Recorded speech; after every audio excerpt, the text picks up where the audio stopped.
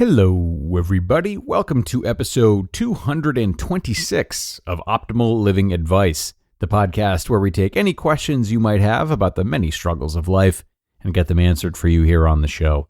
I am your host, certified life coach Greg Audino, reminding you before we begin that if you have a question you would like help with on the show, we welcome you to email it to us at advice@oldpodcast.com.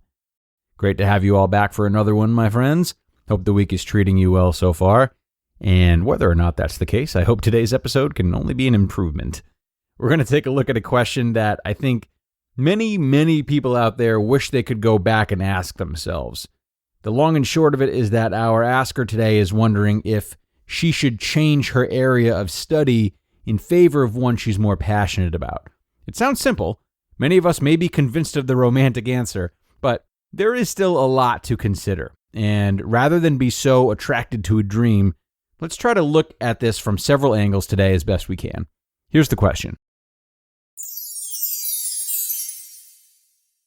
I am a third-year accounting and finance student who has a thirst for philosophy and English.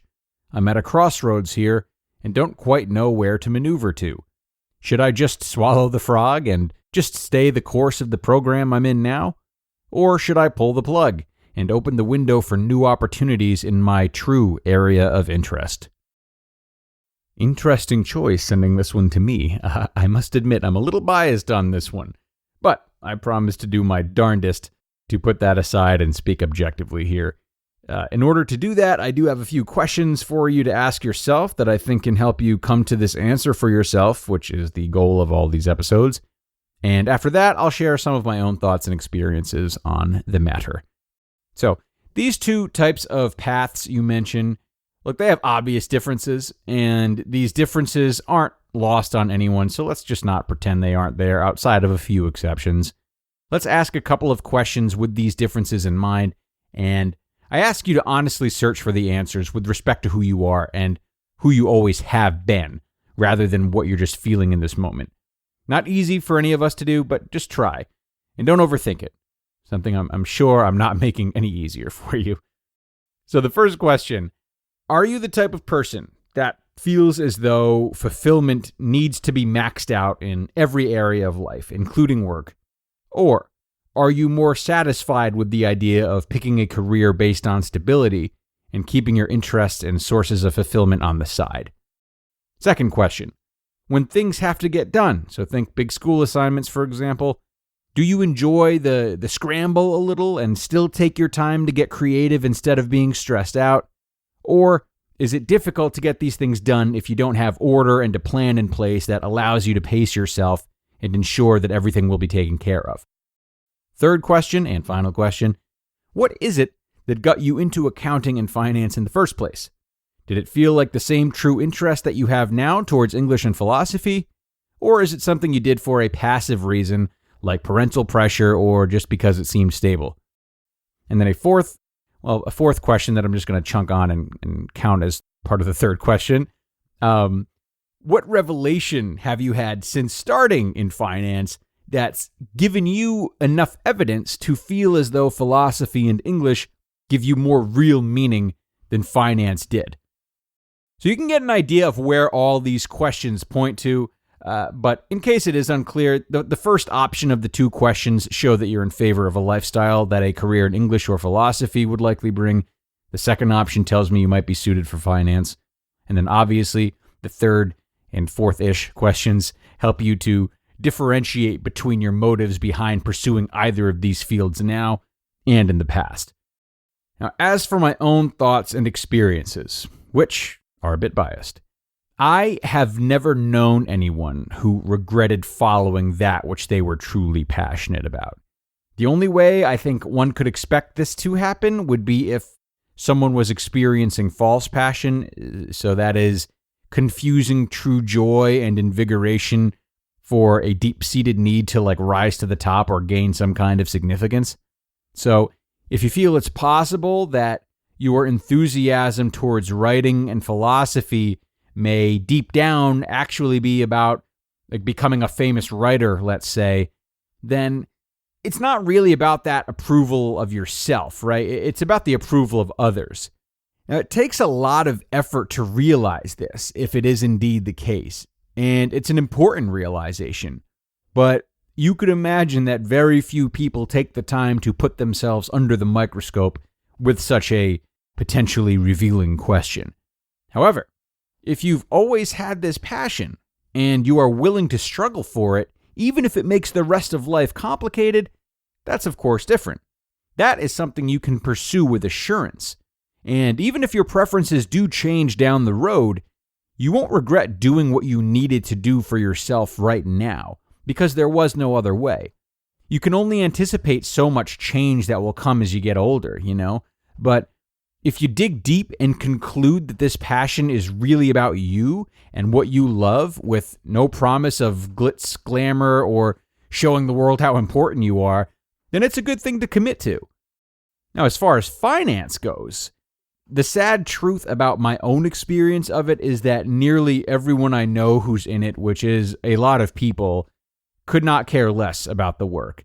It does give them stability and it gives them money, but the older they get, the more I see them being let down by the fact that they entered this field under the promise that it would provide a better life based on either job security or material gain, and that's a promise that's yet to be fulfilled. They still find some time for hobbies, but they rarely have the work-life balance to entertain them fully, and they are often left wishing they had just stuck with something they actually enjoyed. And for those who are still denying that and kind of, hanging on to a shred of hope that it will somehow deliver more, well, given the fact that most people get more stressed out by it with time, it's likely something that will catch up with them as they acquire, more money and more items, all attached to the promise of a better life, but inevitably all failing to provide one, failing to provide a life of meaning, as it were. And the worst of all is that there are so many people that do this. It's so easy for them to find others to commiserate with and to throw hands up in the air and just chalk it up to, you can't just pick a job for fun, you have to make money, that's how the world works. Not only is this illogical, but this means of justification is honestly one of the saddest things I've seen, especially when it's being made by people who are fortunate enough to be able to live on so much less and have the flexibility and resources to change jobs easier than most. Obviously, look, this is not the case for everyone in finance. Some do love it, and they're in it because they enjoy it, which is wonderful. I'm not here to bash a job in finance, but because of the stability it offers, it is an industry that stands to suck in an alarming amount of people who don't actually want to be there, making it easy to forget about those who actually enjoy it. So, clearly, I have my feelings about this, and I don't do this often, but if I were you, pursuing philosophy in English seems like a no-brainer.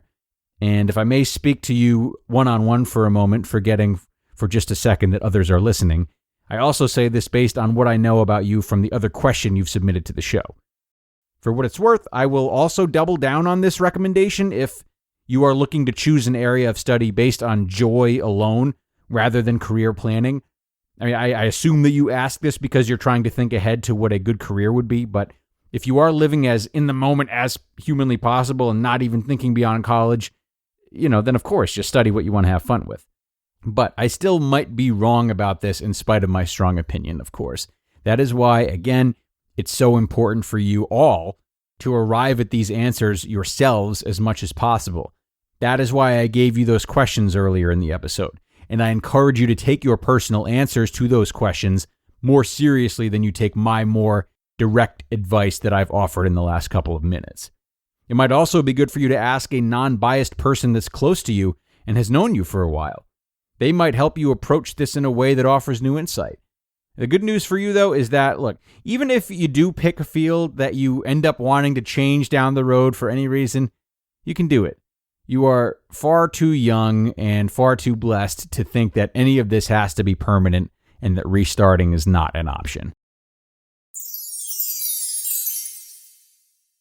Thanks a lot for sending this one in, Asker. You got me going today. I hope I was able to put together some semblance of an answer that wasn't just a rant of my personal opinions. Who knows? And for everyone else out there, Look, I meant what I said at the end. I meant it. If you are already in a job that you know isn't for you, it is not too late to make a change. This does not have to be a life sentence. Sometimes it can make sense to stay in that job, and sometimes it's not worth all the sacrifice required to restart for whatever reason, but not always. So don't be afraid to at least ask these questions of yourself, weigh the options, and simply see where it takes you. It's time for me to sign off now, everyone. Thanks a lot for joining me today for an episode that meant a lot to me, and be sure to come back next time for our Friday episode. That'll send you off into the weekend. Guys, good luck out there until then. I'll talk to you Friday.